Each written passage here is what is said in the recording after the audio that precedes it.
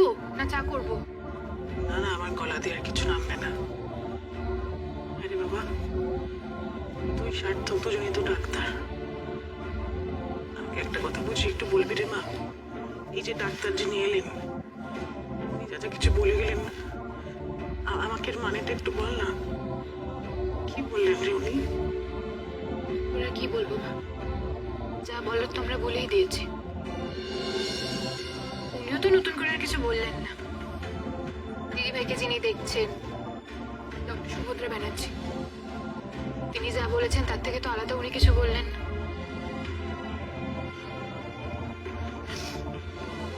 তাহলে কি হবে রে আমার মেয়েটার?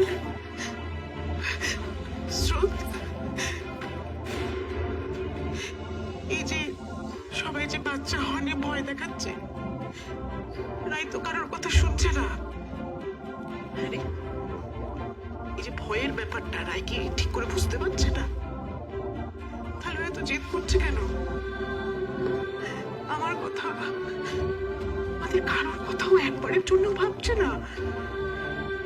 ওকে নিজের কথা ভাববে না আমি জানি, কিন্তু তাই বলে আমরা অনির্বাণ, ভাইয়ের যদি কিছু হয়ে যায়, অনির্বাণ কিন্তু একদম আকুল পাথারে পড়ে যাবে। স্রোত, একদম আকুল পাথারে পড়ে যাবে।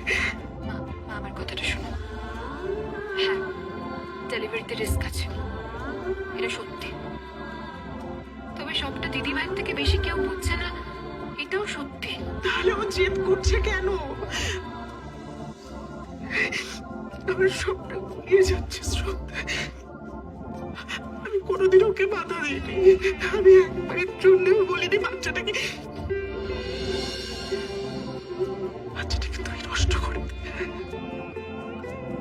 আমি এই জন্য ওকে বাধা দিইনি, কারণ আমার মনে হচ্ছে যে আমি যদি ওর পাশে না দাঁড়াই তাহলে ওর অসহায় লাগবে। আমাকে একটা কথা বল, আমি কি ওকে বাচ্চাটা নষ্ট করার ব্যাপারে বোঝানো উচিত? সবাই মিলে ভয় দেখাচ্ছে, ডাক্তারটা বারণ করেছে। এখন আমি যদি ওকে মা হয়ে একবারও না বোঝাই, ওর হাতে হ্যাঁ করি, সেটা কি ঠিক হবে বল? তাহলে সবাই আমাকে পরে দোষবে যে আমি ওকে কিছু বলিনি। মা, লোকে কি বললো না বললো, লোকে কি বলবে না বলবে, প্লিজ প্লিজ এই চিন্তাধারা থেকে বেরো। আমি জানি মা, চিন্তা হয়, চিন্তা হওয়াটাই স্বাভাবিক, কিন্তু তুমি একবারও দিদিভাইয়ের কথা ভেবেছো? এখন যদি সত্যি বাচ্চাটাকে টার্মিনেট করে দিতে হয়, ওর কি অবস্থা হবে? একবার ওর মনের কথাটা ভেবেছো তুমি? তাই প্লিজ মা, দোহাই তোমার, লোকে কি ভাববে না ভাববে এটাকে অজুহাত খাড়া করে দিদিভাইয়ের সাথে কোনো কথা বলতে যেও না এই নিয়ে, প্লিজ। যাকে ভাই, এই নিয়ে কথা বাড়িয়ে লাভ নেই, চলো তুমি বাড়ি চলো। আর হ্যাঁ মা, আরেকটা কথা, অনির্বাণদার মা যদি তোমাকে অপমানজনক কথাগুলো আবার বলেছে, তাহলে প্লিজ প্লিজ চুপ করে সবকিছু সহ্য করে নেবে না, মুখ ফুটে দুটো কথা বলবে। আর এবার যদি তুমি কিছু না বলো না মা, আমি বলবো, আর আমি এমন কথা বলবো উনি পালাবার পথ খুঁজে পাবেন না। আস্তে কথা বলো, আর আমি না করে দিচ্ছি তুমি বলবে না। অনির্বাণদার মা তোমার দিদি ভাইয়ের শাশুড়ি, তোমার তো গুরুজন তো কি মা? গুরুজন বলে কি আমার মাথা কিনে নিয়েছে নাকি? তো জানো কতবার দিদি ভাইকে অকারণ দোষী করেছেন। সবকিছুতে বাধা দেবো না ওনার একটা স্বভাব হয়ে দাঁড়িয়েছে। এখন উনি যা বলবেন আমরা সহ্য করে নেব। কিছু বলছেন না স্রোত। হ্যাঁ, উনি যেভাবে বলছেন সেটা হয়তো ভুল, কিন্তু উনি যেটা বলছেন সেটা কিন্তু ঠিক বলছে। তুই একবার ভেবে দেখ, উনি এই সময় ভয় পাচ্ছেন, উনি রাইয়ের শরীরের ব্যাপারেও ভাবছেন, উনি নিজের ছেলের ভবিষ্যতের কথাও ভাবছেন। এটা সেটা খুব স্বাভাবিক, খুব স্বাভাবিক। তুমি খুব ছোট, তুমি এসবের মধ্যে পড়তে চাও না। মা, তোমার যা ইচ্ছে তুমি তাই করো, তবে আমি একটা কথা বলে রাখছি, ওই মহিলা যদি দিদি ভাইয়ের পেছনে লাগে, আমি কিন্তু ওনাকে ছেড়ে দেবো না। এই সময় দিদি ভাইয়ের উপর মেন্টাল প্রেশার ফেলা মানে কিন্তু দিদি ভাইয়ের ক্ষতি করা। উনি যদি এটা করেন, তার ফল কিন্তু ওনাকে ভুগতেই হবে। না না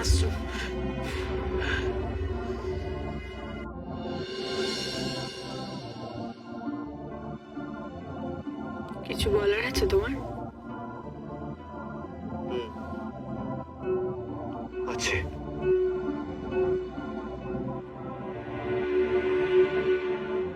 একবার ভাববে, আর একবার নিজের সিদ্ধান্তটা নিয়ে ভাবো। এই সব ডক্টর একই কথা বলছে, সেম কথা বলছে সবাই। আর একবার ভাবো না প্লিজ, রিকোয়েস্ট করছি।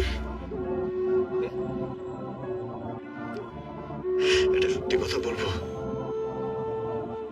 আমি তোমাকে খুব ভালোবাসি রাই, প্রচন্ড ভালোবাসি আমি তোমাকে। বলতে পারি না সবসময়, but I really love you. কতটা ভালোবাসি আমি নিজের কাছে ব্যাখ্যা করতে পারি না। আমি ভয় করছি, ভয় পাচ্ছি আমি তোমাকে হারিয়ে ফেলার। তোমাকে হারিয়ে ফেলে আমি নিজেও বাঁচতে পারবো না রে, আমি পারবো না বেঁচে থাকতে, আমিও যে তলিয়ে যাব। চেষ্টা করছি নিজেকে স্ট্রং রাখার, শক্ত রাখার, পারছি না, কি করবো? তাই রিকোয়েস্ট করছি তোমাকে, প্লিজ আর একবার, জাস্ট একবার নিজের সিদ্ধান্তটা নিয়ে ভাবো প্লিজ। আমি হাসপাতাল থেকে ফেরার আগে তোমাকে কয়েকটা কথা বলেছিলাম অনির্বাণ। তুমি দুদিনও তোমার কথাটা রাখতে পারলে না। 2 মাস বাকি। এই মুহূর্তে আমার কাছে 2 মাসটাই অনেকটা দীর্ঘ, কিন্তু তুমি বুঝতেই পারছো না আমার কথাটা। অনির্বাণ, তুমি যদি প্রত্যেক দিন প্রত্যেকটা মুহূর্তে এরকম তোমার দেওয়া কথা ভুলে যেতে থাকো, তাহলে আমার কাছে সেটা খুব যন্ত্রণার হবে। আমি যদি সারাক্ষণ তোমার চোখে এরকম ভয় দেখি, আমি সহ্য করতে পারবো না সেটা। তুমি বুঝতে পারছো না? তাই আমার মনে হয় আমাদের দুজনের এখন আলাদা থাকাই ভালো। তাই আমি জানি তোমার। তা তুমি জানো না, কিচ্ছু জানো না তুমি অনির্বাণ। আমার এখন তাই মনে হচ্ছে। তার থেকে বরং আমি আগে তোমাকে যে কথাটা বলেছিলাম তুমি সেটাই রাখো। অন্য কোথাও একটা রেখে দিয়ে চলে আসো তুমি আমাকে, প্লিজ। যেখানে হুট করে আমাকে না জানিয়ে 3rd, 4th, 5th ওপিনিয়ন নিয়ে কেউ আমার সামনে চলে আসবে না। একটু নির্ভয়ে যেন আমি শ্বাস নিতে পারি। এই এত ভয়াবহ পরিস্থিতি, এত টেনশন আমার ভালো লাগছে না, আর আমি নিতে পারছি না। আর তুমি বুঝতে পারছো না, এতে যে শুধু আমার ক্ষতি হচ্ছে তা নয়, আমার সন্তানেরও ক্ষতি হচ্ছে অনির্বাণ। সরি রাই, সরি, আমি সত্যি জানতাম না। মা আমাকে আগে থেকে কিছু জানায়নি। আমি জানতাম না যে মা ওনাকে নিয়ে চলে আসবে, কিছু জানায়নি মা আমাকে আগে। তাও তিনি তোমার বাড়িতে এলেন, তিনি আর কাকে কি বললেন, কে কি ভাবলো আমি সত্যি জানি না। আর আমি পরোয়াও করি না এসব, একদম পরোয়া করি না। কারণ আমি নিজে জানি আমি যা করছি আমার সন্তানকে বাঁচিয়ে রাখার জন্য করছি। আর এতে আমার কোনো ভয় নেই, কোনো গিল্টও নেই। কিন্তু অনির্বাণ, তোমার চোখে তো শুধু ভয় দেখছি আমি, ভয় দেখছি, আশঙ্কা দেখছি, বারবার মৃত্যুই ফিরে ফিরে আসছে। আমি তোমাকে বোঝাতে পারছি না অনির্বাণ। আমি যার সাথে রোজ, প্রত্যেক দিন, সারাদিনের নানান সময়ে কথা বলি, আমি তাকে শেষ করে দিতে পারবো না, সম্ভব না সেটা আমার পক্ষে। আমি আজকেও সকালে ওকে স্বপ্নে দেখেছি। যখনই ঘুমোই, ছুটে ছুটে আমার কাছে আসে।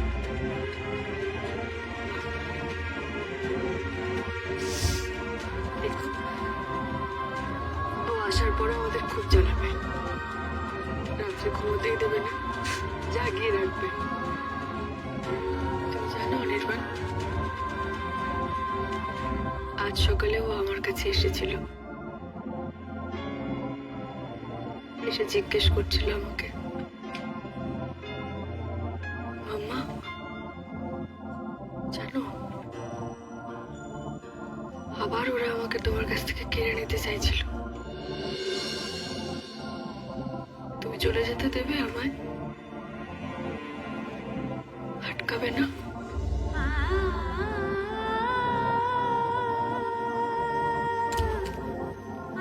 বুকের মধ্যে জড়িয়েছিল, চাপটে আষ্টে পৃষ্ঠে জড়িয়েছিল। আমি অনুভব করতে পারছিলাম ওকে। অনেক চেষ্টা করলাম, ঘুমটা ভাঙলোই না। ঘুম ভেঙে জেগে উঠতে পারলাম না কিছুতেই। অনির্বাণ, আমি কিন্তু জানি তুমি ভয় সরিয়ে রেখে আমার পাশে থাকতে পারবে না, সেটা সম্ভব নয়। তুমি তো ভালোবাসো আমাকে, তুমি ভালোবাসো বলেই বারবার এটা করে ফেলবে। ভয় হবে তোমার, বাকি সবাই এসে তোমাকে বিক্ষিপ্ত করবে, ভয় দেখাবে, কয়েকটা বাজে কথা বলবে, নেগেটিভ কথা বলবে, আর তুমি দুর্বল হয়ে পড়বে। আমি তোমাকে দোষ দিচ্ছি না অনির্বাণ, এটা হবেই। তাই আমি বলছি, শোনো, তুমি আমাকে আলাদা করে ওই জায়গায় রেখে দিয়ে এসো, আমি একা কিছুদিন থাকি ওখানে। আর তো কয়েকটা দিনের ব্যাপার, একটু শান্তিতে থাকি আমি। তারপর আমাদের সন্তানকে নিয়ে আবার ফিরে আসবো আমি, তোমার কাছে ফিরে আসবো, সবার কাছে ফিরে আসবো। কিন্তু আমি না এই স্ট্রেসটা নিতে পারছি না অনির্বাণ, একদম পারছি না। তাই ভালো কথা বলছি, কয়েকটা মাসের তো ব্যাপার, তুমি প্লিজ আমাকে একটু একা থাকতে দাও অনির্বাণ, একা। আমি একটু শান্তিতে একা নিজের মতন থাকি। তারপর ও জন্মালে আমি তোমার কাছে ফিরে আসবো, তোমাদের সবার কাছে ফিরে আসবো। কিন্তু প্লিজ এখন এত স্ট্রেস দিও না আমাকে, আমি নিতে পারছি না। সরি সরি রাই, আমি ভুল করেছি। আরেকটা সুযোগ দাও আমাকে প্লিজ, একটা সুযোগ দাও প্লিজ। আমাকে দূরে সরিয়ে দিও না তুমি, প্লিজ। গড সেক, দেখো তুমি তো এর আগেও আমাকে অনেক সুযোগ দিয়েছো, তাও নেই বলো? আমার এত ভুল করার পরও তুমি আমাকে এত সুযোগ দিয়েছো, আজকে আমাদের সম্পর্কটা এত সুন্দর একটা জায়গায় এনে দাঁড় করিয়েছো তুমি। তারপর আর একটা সুযোগ দেওয়া যায় না আমাকে? একটা সুযোগ দিয়ে দেখো, আমি কথা দিচ্ছি, আই ওয়ন্ট ডিসঅ্যাপয়েন্ট ইউ। আমি ভয় পেয়ে গেছিলাম রাই, তোমাকে হারাবার ভয় পেয়ে গেছিলাম, বাট আমি এখন কথা দিচ্ছি, আমি আর ভয় পাবো না। আই প্রমিস, আমি আর ভয় পাবো না। আমি তোমার পাশে থাকবো, আই সোয়ার। আমিও চাই তোমার সঙ্গে থাকতে, কিন্তু আমি ওকেও তো পৃথিবীতে আনতে চাই অনির্বাণ। আর আমি জানি তুমিও কতটা চাও সুস্থভাবে, সুন্দরভাবে এই পৃথিবীতে আসুক। চাও না? চাই আমি তোমাদের দুজনকে, তোমাকে, আমাদের জুনিয়রকে দুজনকে সুস্থভাবে, সুন্দরভাবে আমার কাছে চাই। প্লিজ আমাকে একটা সুযোগ দাও, সেই সুযোগটা আমাকে আর একবার দাও প্লিজ। কথা দিচ্ছি, আমি আর কোনো নেগেটিভিটিকে আমাদের ধারে কাছে ঘেঁচতে দেবো না, আই প্রমিস। আমি নিজেও ভয় পাবো না, নিজের মনে জোর রাখবো, আমি নিজেকে শক্ত রাখবো। অন্য কোথাও যাওয়ার কথা বলো না প্লিজ। লোভ হয় আজকাল, সবসময় তোমার সঙ্গে থাকতে খুব ইচ্ছে করে, তাই নাও বলতে পারি না। পারবো না রাই, আমি পারবো না তোমাকে ছেড়ে থাকতে, তোমাদের দুজনকে ছেড়ে থাকতে আমি পারবো না রাই, পারবো না আমি। এইবার মনে থাকবে তো প্রমিসটা? আর ভুলে যাবে না তো? আর কখনো বলবো না। I am sorry, I am really very sorry. আমার ভুল হয়ে গেছে, তুমি দুঃখ পেও না প্লিজ। বেশ, তাহলে আরেকবার সবাইকে ডাকি, আমাদের দুজনের একসঙ্গে যা বলার সেটা বলি।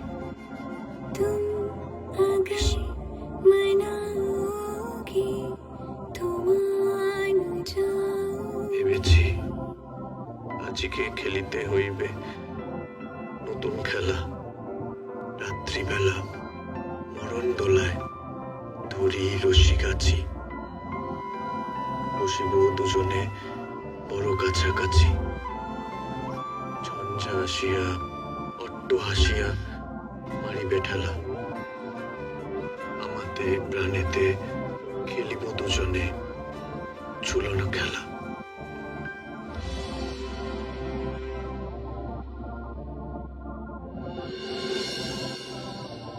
শুনুন মিসেস মুখার্জি, এসব নাকে কেঁদে না কোনো লাভ নেই। যা বলার আমি রায়কে বলবো। আপনি দয়া করে নিজের মেয়ের মতিটা ফেরান। ওই বাচ্চাটা রাখার জন্য ওকে উস্কাবেন না। প্রাণী যদি বেঁচে থাকে না, সব বাচ্চা কাচ্চা পরে দেখা যাবে। নিজের প্রাণীর তো কোনো পরোয়া নেই, আমার ছেলেটাকে বিপদে ফেলবে। ওই বাচ্চাটা কিন্তু ওদের দুজনেরই বড় আশার দিদি, আকাঙ্ক্ষার একটা। তো ওই বাচ্চাই তো এখন এত বড় একটা টেনশন তৈরি করছে। কি আশ্চর্য মানুষ আপনারা বলুন তো। এখন কোথায় মেয়েকে বোঝাবেন সেটা না করে আমাকে বলতে এসেছেন। জীবনে না একটু প্র্যাকটিক্যাল হতে হয়। বিপদ কিছু হলে আপনার মেয়ে তো আর থাকবে না। বলতে তো হবে সেই আমার অনেকে।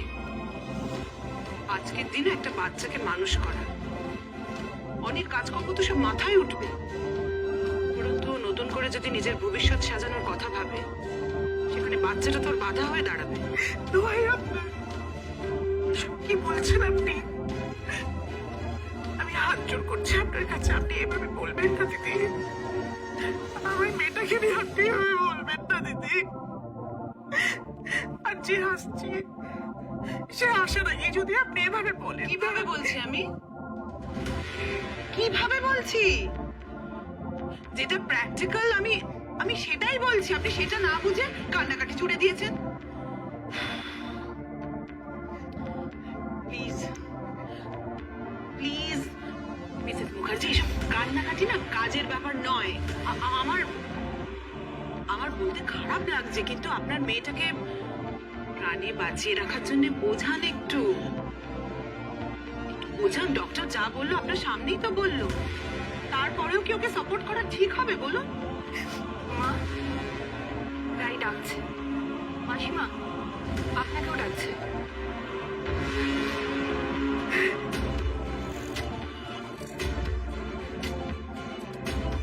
মাসিমা? আমি মাসি? শিক্ষিত গাইয়া একটা আমাকে মাসিমা বলে ডাকছে। আমি মাসিমা? সরি, আমি একটু বেশি সময় নিয়ে নিচ্ছি, আমি জানি। আসলে তোমাদের সবাইকে আমার কিছু বলার আছে। তাই সবার আগে তুমি বলো অপারেশনটা কবে করাচ্ছ? এটা ফেলে রাখা কিন্তু ঠিক হবে না। শুনলে তো ডক্টর ঠাকুর কি বলে গেলেন? আমি অপারেশনটা করাবো না। উনি কি বললেন আমার জানার দরকার নেই। আর কে কি বললো সেটাও আমার জানার দরকার নেই। আমি অপারেশনটা করাবো না, এটাই আমার সিদ্ধান্ত। বোকার মতো কথা বলো না রাই। তুমি জানো তুমি কি বলছো, কি করতে যাচ্ছ? তুমি জানো ভুল করছো তুমি। আর শোনো, এই ডিসিশন তোমার একার হতে পারে না। এই সিচুয়েশনের সঙ্গে আমরা সবাই জড়িত। আরে কি বলতে চাই আগে ওকে ওর কথাটা বলতে দাও। অনি, তুমি কিন্তু ওকে বড্ড বেশি কথা বলতে দিচ্ছ, আর এটাই তোমাদের প্রবলেম। তোমাদের সম্পর্কে সমীকরণটাই তো গোলমেলে। ও যখন যা বলে তুমি তাই চুপ করে শোনো। অনি, তুমি অন্তত একটা ঠিক দিক বাছো। যেখানে রাইয়ের প্রাণ সংশয় সেখানে তুমি ওর পাশে দাঁড়িয়ে ওকে সাপোর্ট করে ওকে বিপদে ফেলতে চাও তুমি? অনি, এবার তুমি তোমার ডিসিশনটা নাও, ওকে বলে দাও কি করতে হবে ওকে। ওরা তো কিছু বলবে বলে আমাদের ডেকেছে, ওদের একটু কথা বলার সুযোগ দাও, তারপর তুমি বলো। আর কি শোনার বাকি আছে গো? কি শোনার বাকি আছে? শুনতে পেলে না রায় কি বললো? মাসিমা, আমি অনুরোধ করছি, আগে ওদের কথাগুলো বলতে দিন। হ্যাঁ, আপনি যতবার দিদিভাইকে ইন্টারাপ্ট করবেন তত ওর মেন্টাল প্রেশার বাড়বে, ফিজিক্যাল এক্সারশনও হবে, আর দিদিভাই রেস্ট করতে পারবে। তো বুঝতে পারছো তোমার দিদি ভাইয়ের কতটা ক্ষতি হচ্ছে। সেজন্য এইসব কথা বন্ধ করা হোক, যেটা প্রয়োজন সেটা করা হোক। তুমি নিজে একজন ডক্টর হয়ে তোমার নিজের দিদির জীবন বিপন্ন করতে চাইছো? দেখুন, আমি কি চাইছি না চাইছি সেটা পরে বলা হবে। এখন দিদিভাই যেটা বলছে সেটাই শুনতে চাইছি আমি। বলছি তোমাদেরকে সবাইকে এখানে বেশিক্ষণ অপেক্ষা করিয়ে রাখবো না। রায়ের কিছু বলার আছে, ও কিছু বলতে চায়, সবাই প্লিজ একটু মন দিয়ে শোনো, ওকে বলতে দেওয়া হোক। আর মা, তোমার যদি ওর কথা শোনার ইচ্ছে না থাকে, ইউ ক্যান লিভ, চলে যেতে পারো। এভাবে বারবার বাধা দিয়ে সময় নষ্ট করো না প্লিজ। আমরা সবাই জানি প্রথম থেকেই রায়ের প্রেগন্যান্সি নিয়ে একটা সমস্যা আছে। ছোটখাটো নানা রকম শারীরিক সমস্যার মধ্যে দিয়ে রায়কে যেতে হয়েছে। হ্যাঁ, আমরা হয়তো ওর পাশে থেকেছি, কিন্তু যে শারীরিক সমস্যাগুলো হয়েছে, যেগুলো সহ্য করতে হয়েছে, যে ব্যথা, যা কষ্ট সহ্য করতে হয়েছে, সেগুলো রায়কে সহ্য করতে হয়েছে, ওকে ট্যাকেল করতে হয়েছে। আমরা কেউ করিনি কিন্তু সেটা। আর এখন ওর ফিজিক্যাল কন্ডিশন এমন একটা ক্রিটিক্যাল জায়গায় পৌঁছে গেছে, ডাক্তাররা ওর কারেন্ট ফিজিক্যাল কন্ডিশন নিয়ে কোনো রকম রিস্ক নিতে চাইছেন না। ডাক্তার এমন কিছু করতে অ্যালাউই করছেন না যাতে লাইফ রিস্ক হয়ে যায়। তাই বেবি টার্মিনেশনের কথা ডাক্তাররা আমাদেরকে জানিয়েছেন। ডাক্তাররা আমাদেরকে সিদ্ধান্ত নিতে বলেছেন। এখানে তো লটারি চলছে না। ডক্টররা রাইয়ের রিপোর্ট দেখে ওর শরীরের কি অবস্থা সেটা বুঝে ও শরীরের পক্ষে যেটা ভালো হবে সেটা জানিয়েছে। এখানে আবার সিদ্ধান্ত নেওয়ার কি আছে আমি তো বুঝতে পারছি না। অনি, আচ্ছা, অবশ্যই সিদ্ধান্ত, আর সেটা আমাদের ব্যাপার, আমাদেরকে সেটা বুঝতে দাও। আমরা সিদ্ধান্ত নিয়েছি, আর তোমরা সবাই জানো সিদ্ধান্তটা কি। আমি একটা কথা বলতে চাই, তোমাদের সিদ্ধান্তটা কিন্তু আমাদের ঠিক বলে মনে হচ্ছে না। আরে রাই, ডাক্তার বাবু কিন্তু সে একই কথা বলে গেলেন। তুই আর একটিবার ভাব না শোনা। ভেবেছি তোমা, অনেকবার ভেবেছি, আর ডাক্তারের কথা শুনেছি আমি, আগেও শুনেছি, এখনো শুনেছি, বহুবার শুনেছি। তুমি একটা জিনিস দেখলে মা, উনিও কিন্তু আমাকে আমার মৃত্যুর আশঙ্কার কথাই বললেন। এখনো পর্যন্ত কেউ একটা বারের জন্য কিন্তু বলতে পারছে না এই আশঙ্কাটাই যে সত্যি হবে। কেউ হরপ করে এটা বলতে পারবে না। আর এখানেই, ঠিক এখানেই মা হিসেবে আমি একটা সিদ্ধান্ত নিচ্ছি। ডাক্তার যা বললেন তার শুধুমাত্র পজিটিভ কথার অংশটুকুই আমি নেব, আর কিচ্ছু নেব না। কি পজিটিভ কথা বলেছে তোমার ডাক্তাররা? সব ডক্টররা তো একই কথা বলেছে, তাতে পজিটিভ কিচ্ছু নেই। সবাই বলছে তোমার মতো অবস্থায় একটা জিনিসই হতে পারে, একটাই আউটকাম, সেটা হচ্ছে তোমার মৃত্যু। হটকারিতা করছো না তো রাই? প্লিজ আরেকবার ভেবে দেখো। তোমার ভালো থাকাটা কিন্তু এখন আমাদের কাছে সব থেকে বেশি ইম্পর্টেন্ট। অবশ্যই যে আসবে সে আমাদের কাছে খুবই প্রিয় হবে, কিন্তু এই মুহূর্তে যে তুমি আমাদের কাছে আরো বেশি প্রিয়। আর তোমার যে শরীরটা বারবার খারাপ হচ্ছে রাই, সেটা তো তোমার প্রেগনেন্সির প্রথম মাস থেকেই আমরা দেখছি। তাই আমি আরেকবার বলছি, একটু ভেবে দেখো। আমার ভাবার আর কিছু নেই বৌমনি, আমি যা ভাবার ভেবে নিয়েছি বৌমনি। তোমাদের সকলের কাছে আমি একটা কথা একটু রিকোয়েস্ট করে বলছি, প্লিজ তোমরা সবাই আমার উপর একটু ভরসা রাখো। আর জাস্ট একবারের জন্য বিশ্বাস করো আমাকে প্লিজ। সে দামটা একটু বেশি হয়ে যাচ্ছে নাকি রে? তোমার প্রাণের বিনিময়ে তোমার সন্তানকে চাইছো? নিজের প্রাণের রিস্ক নেব না বলে আমার বাচ্চার প্রাণ খাওয়াবো? আমার সন্তানের। এই শোনো, এত বড় বড় কথা না বলেন, একটু প্র্যাকটিক্যালি ভাবো। তুমি তোমার লাইফ রিস্ক নিতে পারো, কিন্তু আমি আমার ছেলের লাইফ নিয়ে না মেরি গো রাউন্ড চলতে দিতে পারি না। আর তাছাড়া তোমার তো নিজের উপরই কোনো সংযম নেই। এই যে এত বড় একটা সমস্যা হলো, তার জন্য তো তোমার দায়ও কিছু কম নয়। কি ভেবে তুমি অন্য অনুষ্ঠানে পার্টিসিপেট করো? হ্যাঁ, তোমার কি মাথা খারাপ হয়ে গেছে নাকি? মজা পেয়ে গেছো তুমি? তোমার এই রেকলেসনেসের জন্য ঈশ্বর না করুক তোমার ডেলিভারির সময় যদি তোমার কিছু হয়, তুমি বাচ্চাটাকে জন্ম দিলে তুমি আর বাঁচলে না হয়তো। তারপর কি হবে সেটা ভেবে দেখেছো? একটু ঠান্ডা দিদি, আপনি একটু মাথাটা ঠান্ডা করুন না। আমরা তো আমাদের মতো করে বোঝানোর চেষ্টা করছি, আমাদেরকে একটু সময় দিন। আর কত সময় দেবো?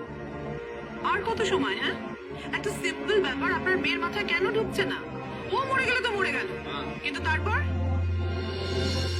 তারপর আমার ছেলের কি হবে? ওই সেই কথাটা তো ভাবছে না।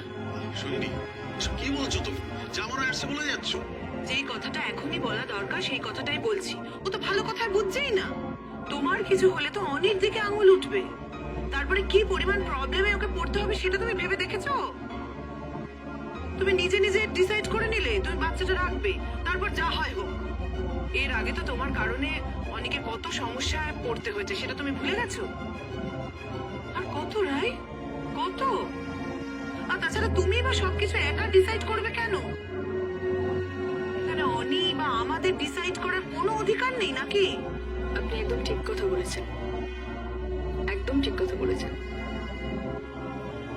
আমার জন্য যাতে আপনার ছেলেকে কোনো অসুবিধায় পড়তে না হয়, যাতে আমার জন্য আপনার ছেলেকে কোনো হ্যারাসমেন্টের মধ্যে দিয়ে যেতে না হয়, সেই জন্যই একটা ব্যবস্থা করেছি আমি। মানে কি ব্যবস্থা?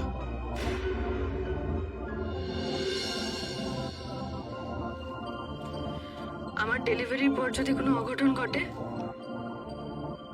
তার আজ যাতে আপনার ছেলের গায়ে না লাগে, তাই এই ব্যবস্থা।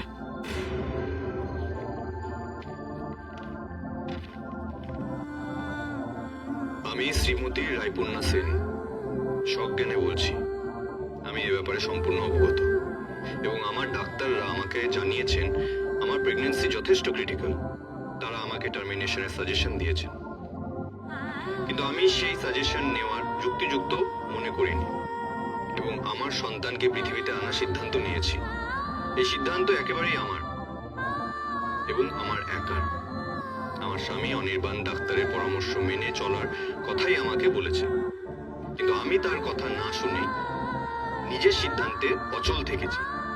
অতএব পরবর্তীতে কোনো খারাপ কিছু যদি ঘটেও তার দায় যেন আর কারোর ওপর দেওয়া না হয় এবং অনির্বাণকে এ নিয়ে যেন কোনো রকম হেনস্থা না করা হয়।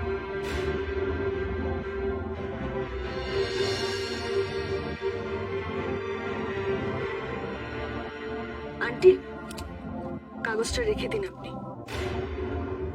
এই ভবিষ্যতে আমার কোনো সমস্যা হলে যদি কেউ আপনার ছেলেকে কোনো কথা শোনায়, আপনার ছেলের গায়ে যদি কোনো আঁচ লাগে, তাহলে ওটা প্রমাণ হিসেবে কাজে লাগবে। আর দেখুন, আজকে আমি তারিখ সমেত সই করে দিয়েছি, আপনার কাছে রেখে দিন ওটা। রায়, এসব কি ভাবছো তুমি? তোমার কিচ্ছু হবে না, আমরা আছি তো। দেখেছো সৈনী, মেয়েটার মনোবল কতটা ভেঙে দিয়েছো তো, যার জন্য এই চিঠিটা লিখতেও বাধ্য হয়েছে। সরি রাই, আমি সত্যি খুব লজ্জিত। আমি সৈনী হয়ে তোমার কাছে ক্ষমা চাইছি। কোথায় আমরা এখন তোমাকে সাহস দেবো, তোমার পাশে দাঁড়াবো, তোমার মনোবল বাড়াবো, তা না। ছি, ছি, ছি, ছি। চুপ করো তো তুমি। যাকে ডাক্তার অব্দি সাহস দিচ্ছে না, যে নিজে জানে বাচ্চাটা রাখলে লাইফে কতটা রিস্ক হতে পারে, তাকে আমি কি পজিটিভ কথা বলবো আর কি সাহস দেব? বরং যেটা বোঝানো উচিত, যেটা বুঝলে ওর ভালো হবে, আমি সেটাই বোঝানোর চেষ্টা করছি। মা প্লিজ থামবে একটু এবার। এটা কি রাই? ওটা আমাকে দাও অনির্বাণ, ওটা তোমার মায়ের কাছে থাকবে। দাও। না, এটা মায়ের কাছে না, আমার কাছে থাকবে। কি লিখেছো তুমি এতে? কেন লিখেছো এগুলো? আমাদের বেবিকে এই পৃথিবীতে আনার ডিসিশন আমাদের দুজনের। রাই, এই সিদ্ধান্তটা তুমি একা নাওনি, মনে থাকে জানো। আর আমি সবাইকে জানিয়ে রাখতে চাই, আমাদের জীবনের কোনো ডিসিশন ও একা নেয় না, আমরা দুজনে মিলে নিই। তুমি? Are you serious? তুমি এখনো তালে তাল মেলাবে? হ্যাঁ, মানেটা কি? এখন যদি ও মরে চড়ে যায় তখন? মা প্লিজ ডোন্ট। আমি সবাইকে একটা কথা জানিয়ে রাখতে চাই, প্লিজ সবাই একটু মন দিয়ে শোনো। আমরা দুজনে একটা সিদ্ধান্ত নিয়েছি, আমরা দুজনে এটা ঠিক করেছি যে আমাদের দুজনের জীবনে এই ধরনের কথাবার্তা, মরে যাওয়ার কথা আর কেউ কখনো বলবে না। আমরা সেটা অ্যালাউ করবো না। কোনো ধরনের নেগেটিভ কথাবার্তা, নেগেটিভিটি আমরা শুনতে চাই না, আর আমরা কাউকে বলতে সেটা অ্যালাউ করবো না। আমাদের জীবনে আমরা কোনো নেগেটিভিটি ছায়াও পড়তে দেবো না। তাই আমাদের একটা রিকোয়েস্ট তোমাদের সবার কাছে, দূর থেকেই আমাদের দুজনকে ব্লেসিংস দাও। কটা মাস প্লিজ আমাদেরকে একটু একা ছেড়ে দাও, একটু আলাদা ছেড়ে দাও আমাদের। আমরা একটু আলাদা থাকতে চাইছি। আমরা সবাই একটা সুন্দর স্বাভাবিক জীবন বাঁচতে চাই। না না না, আমি খারাপ কিছু ভাবছি না। আমি এখন ঈশ্বরে বিশ্বাস রাখছি। আমি দুবেলা ঈশ্বরকে ডাকছি, উনি যা করবেন ভালো করবেন। কিন্তু রাই যেমন নিজের সন্তানের কথা ভাবছি, আমিও তো আমার সন্তানের কথা ভাবছি। তাই আমার খুব কষ্ট হচ্ছে। ঠিক আছে অনির্বাণ, তোমরা যা বললে তারপর আমার মনে হয় না যে আর কোনো কথা বলার দরকার আছে।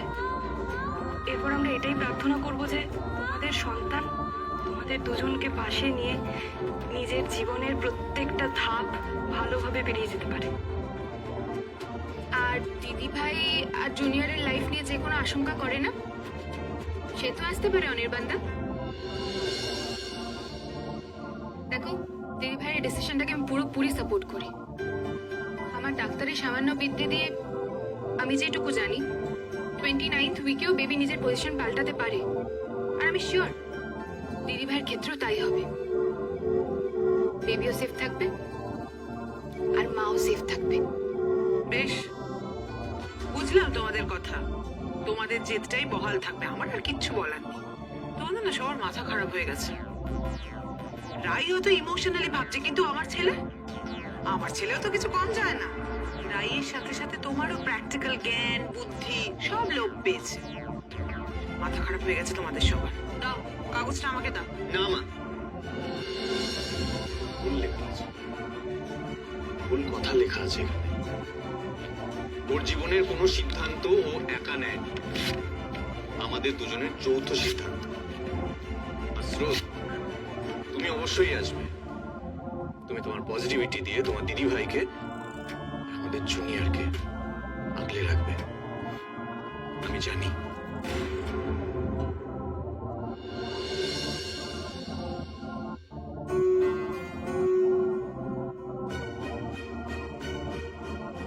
কি হয়েছে মীনাক্ষী? কি হবে? কিছু তো একটা তোমার হয়েছে, বেশ কদিন ধরে দেখছি।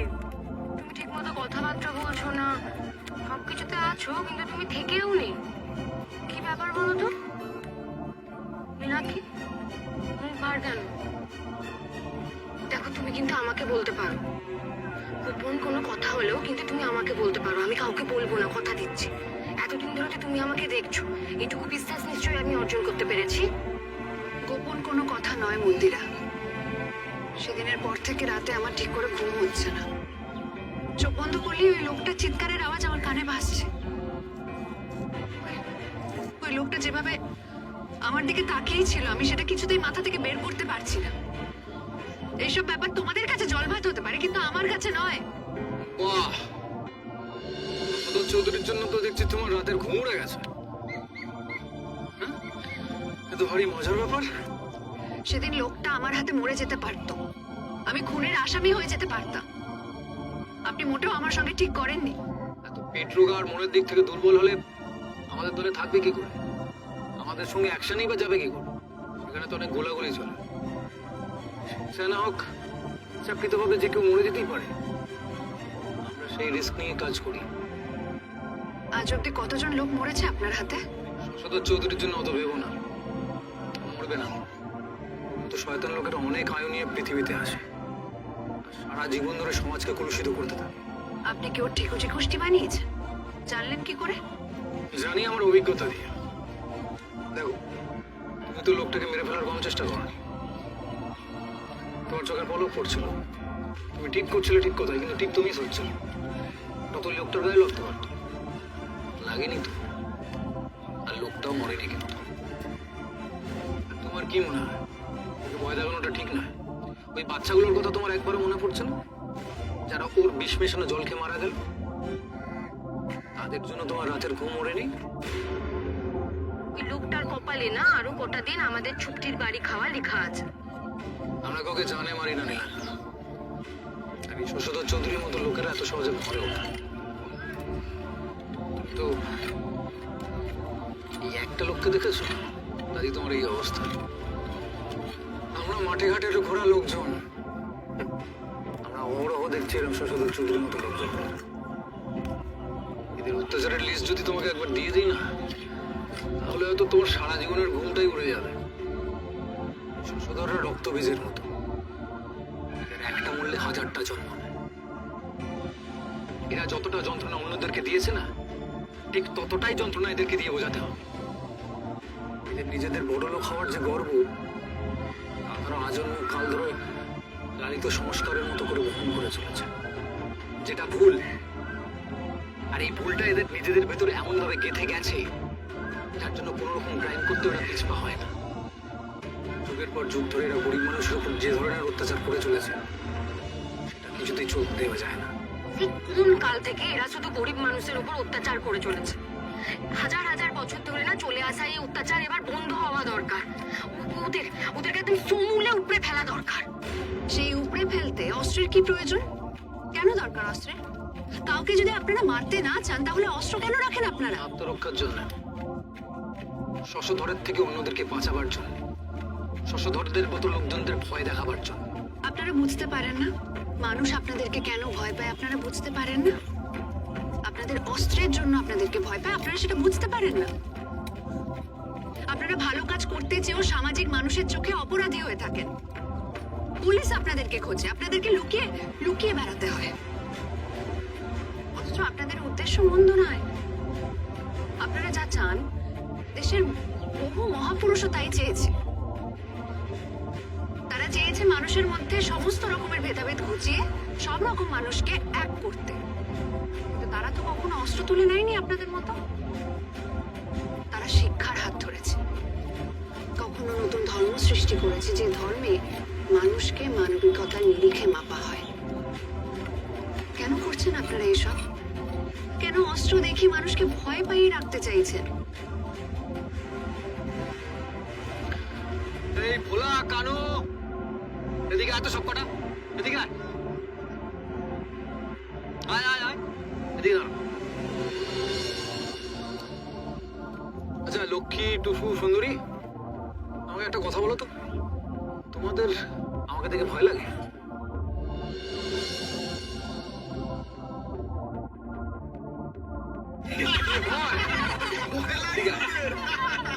বল আমাকে, কতটা ভয় পাস তোরা বল। না, ভয় পাই না আমি তোমাকে একটু। কি জবাব পেলে?